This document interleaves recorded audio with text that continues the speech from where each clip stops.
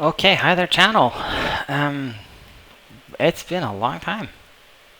We are in Half Moon Bay and I thought I'd do a quick little flight down here from Orbx's Half Moon Bay to, well, you know what, let's do it. Let's go up to San Francisco and let's check out FS Dream Team San Francisco. There's a lot that we should talk about, or could talk about anyway. There's a lot that's been happening, and I mean, it's been several months since I last posted a video. There's quite a few reasons for that, but one of the big ones is that since the Windows Creator update, I haven't been able to record sound. And I haven't been able to figure out why, and I've just found out why, and I think it's just basically the privacy settings within Windows 10 that don't give programs access to the microphone. And man, I've been trying forever to try and figure out why it wasn't able to record sound anymore, but then it was just the privacy settings. Easy. Another thing is just life in general. My new job is very, very time consuming, and I am expecting a child, which has also been quite time consuming. Wait, whoops. So yeah, there's been quite a few changes in my life. It's not the due date is very, very soon, so don't expect a video just soon anyway. But why don't we just get this baby in the air and we'll keep talking as I get up there. That would be my suggestion anyway.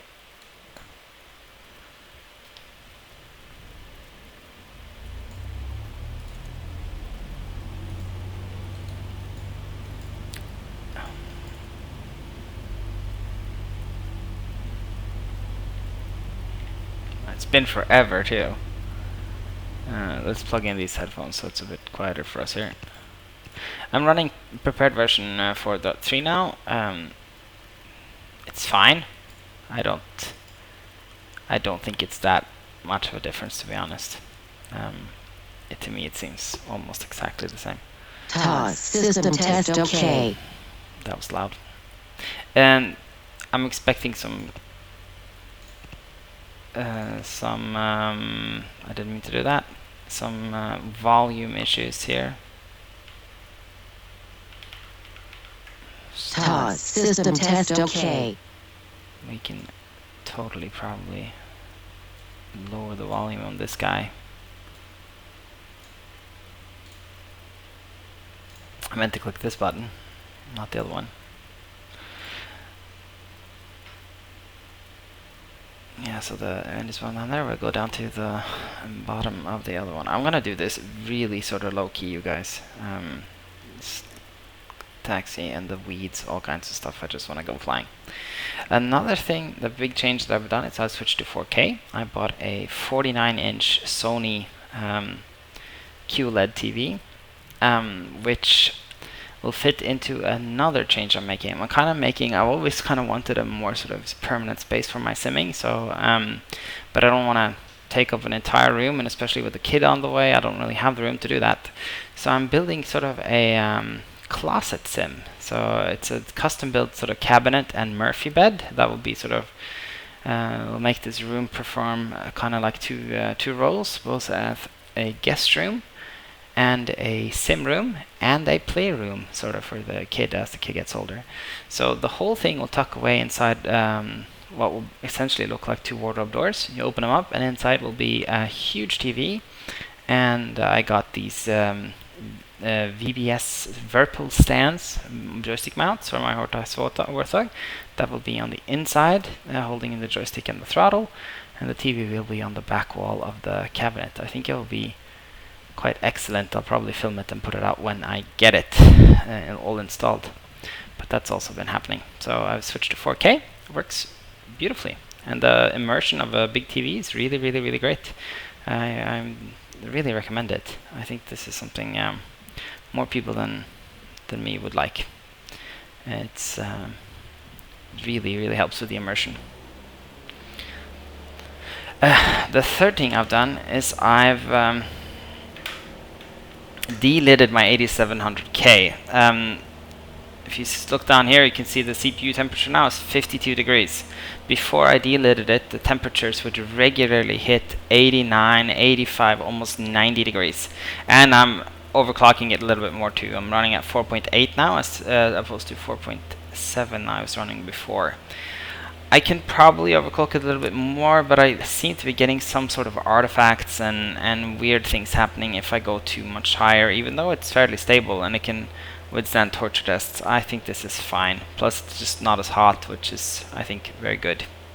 So right now with this setup, I seem to be sort of maxing out at around 70 Celsius, which is fine.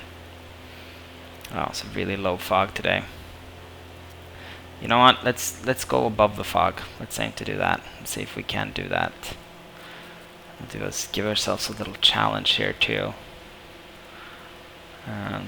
Going completely IFR for a moment. Keep an eye on our airspeed. So we just want to go to ksfo.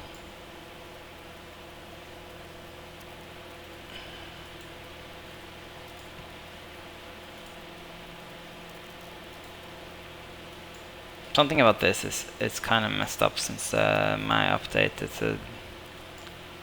I don't know what's going on with it, but can't seem to get the DTO.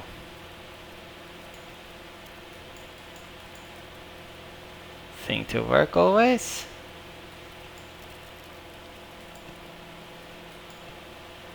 Okay, there we go.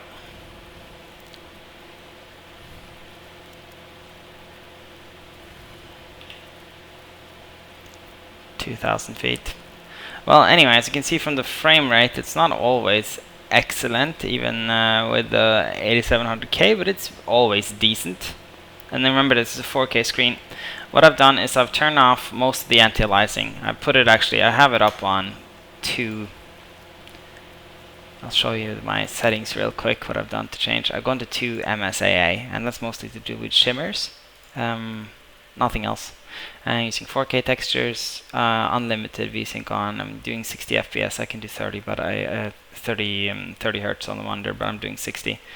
One thing you have to make sure is you get a monitor that can do 4.444 chroma subsampling. It's a really big difference actually. So I did that. It makes the text easy to read and stuff. Autogen very high, very dense, etc., etc. It's 8700K works really well now. So there's that. Yeah, so basically that's what's been happening with my channel. I see all your comments. Another thing that kind of happened was YouTube's thing where they decided to not pay people who had less than 1,000 subscribers, and I had 500 subscribers at the time, I think, or something like that, and they removed the AdSense stuff. Not that that really mattered. That's never why I did it, but it was kind of like a little fun thing. I was always looking forward to my first YouTube check. I thought that was kind of, in some ways, it's part of why I did this, because I just wanted to sort of prove to myself that I wanted to make some money off of YouTube, in a sense, just to have done it, not for the money, but yeah, I bet you understand what I'm saying. It was not about the money, it was about having done it, having gotten some money off the YouTube economy. I thought that was like a kind of a cool sort of bucket list type of thing. And then I removed that. No, I don't know, even though I only gotten, so far I got one check from them, and that was for $100. I think that's the first check you get once you made $100, and that took me 3 years or whatever to make $100 off YouTube. So this is nothing to do with income.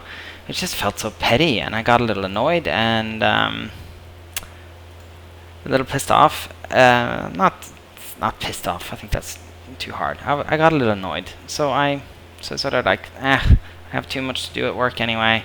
Let's just give it a rest for now, and we'll take a look at it later. And later sort of came and went, and it took forever until I got back into it.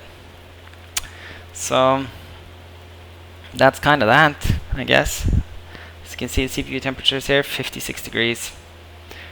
And as you can see from the FPS on the right side, this is obviously heavy clouds coming in over San Francisco, FS Stream Team San Francisco. We're getting 33 FPS in an A2A aircraft. Not bad. I get kind of the same all the time now. I get 30 FPS.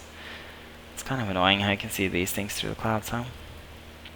I'm using Rex HD clouds and using Active Sky for the weather, that sort of stuff. Another thing is kind of like, I feel like, you know, these flight sim, man, it's really fun, but it's like this beast that sort of keeps growing and growing as you get into it. I have like too many add-ons and too many things to do now to set up a flight. I don't know, I made it too complex for myself somehow. I got started with Simstall and Project Fly, that flight tracking software that Bellins makes. It's really good. It's really, really nice. But man, now I have to, when I plan a flight now, I have to sort of open PFPX, export, import, get the charts, find out which aircraft is where, find out where I want to fly, see if there's a real life route. It's just a little sort of too much, and it takes a little too long. I mean, and probably like a lot of you, the things that I find most fun are sort of the challenge of landing. Most of all, I wish there was a sort of native setting for that in the sim where you could just sort of focus on landings with different conditions at different places. That'd be fun. But yeah, there isn't. So I don't know. Just sort of like got a little over it. So if you have any suggestions for what I should do and in the sim, then feel free to let me know. Seems like what people are most interested in are things where I talk about my settings. At least people ask a lot about settings, and those videos also seem to get quite a few views, and things that showcase new software and hardware. Not necessarily the tours and stuff I've been doing aren't that interesting, and I can kind of understand why they aren't. They're just long sort of hauls. I might just stop doing them. You can let me know what you think about that too. Yeah, looking forward to the new A2A.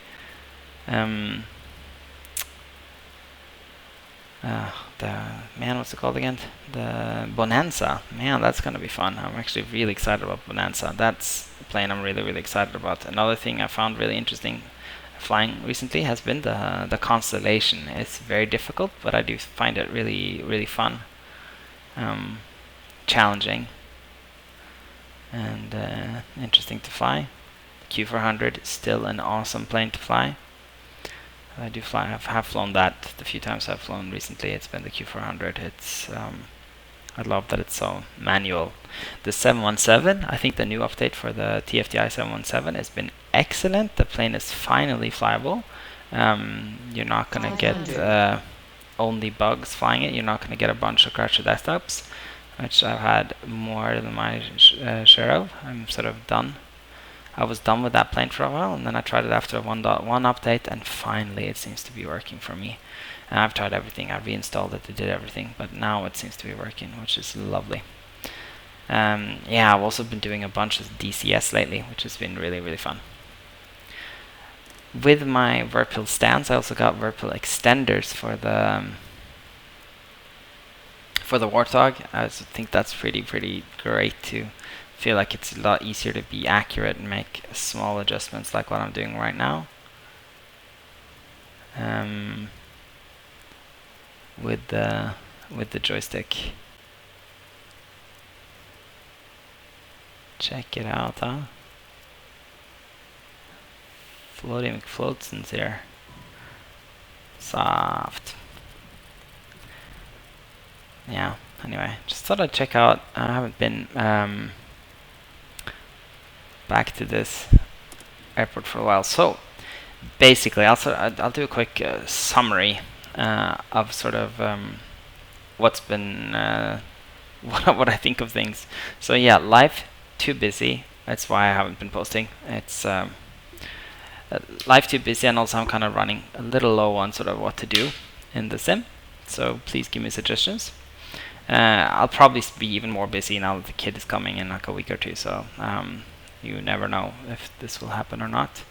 Number two, I'm trying to build sort of a more permanent sort of simming station, one that I can hide away and still make use of the room that I'm using now for other things than just simming. I think I have a pretty good plan. I'm really excited to show it to you guys. I think it'll be an interesting and very good looking solution when it's closed. I'm sort of I want things to be a little bit nicer than what they've been, and I want it to be a bit more multifunctional than what it's been. To me, it's just been not multifunctional enough, basically, this room. What else? Prepared version 4.3, sure, fine. I didn't notice any difference. To me, it's exactly the same. I wish they fixed things like the shadow bug, where the cloud shadows sort of come and go depending on they turn on and off the shadows of the clouds as you move the camera. That really, really annoys me now. I wish I did things like that instead of, I don't even remember what I did. It seems like there was no difference to me at all. But it's fine. 8700K, fantastic, but man, do you need to delid. I mean, seriously, I'm running it almost like 30 to 40 degrees lower than I used to. I'd get up to 90 degrees, now I'm getting 50 here. I mean, I'm not saying probably would get 90 here, I'd probably get 80, so, or 70s. The delidding works. But even though the delidding works, it didn't really work in terms of overclocking for me. It only allowed me to go about like 100 megahertz higher without getting artifacts. I'm unsure if that's related to my motherboard or what. Yeah, see here I have the double. Man, does someone know how this works too? Like every time I do something, I get doubles of all kinds of airports. So fucking annoying. I thought there was excludes in these sceneries that would just get rid of the original scenery. Now I have to go in, I have to find the Orbx scenery, and I have to disable Orbx's rendition of ksfo, because you can see it here, there's 2 towers over here. I'll probably get better frame rate once I've done it too, which is really, really, like, even more of a shame. But it's really annoying, and I wish there was some way of sort of automating that. Yeah. Virpil's desk mounts, fantastic. Fantastic. Extender for the joystick, also really, really good. It's so silky smooth now.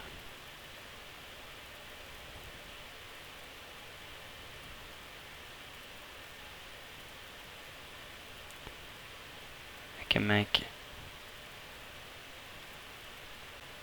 absolutely sort of tiny adjustments to the yoke. Great, love it. Yeah, and that's kind of it. You'll hear from me again soon, I'm hoping. Well, we'll see. Anyways, I'm still kicking around here. I'm really happy to see that people are still watching the videos and liking them and leaving comments and stuff. And I hope the sound works reasonably well. If you're also having issues with your sound, check out the privacy settings from Windows 10. Stupid Windows people. Anyways, I'll talk to you soon. Bye bye.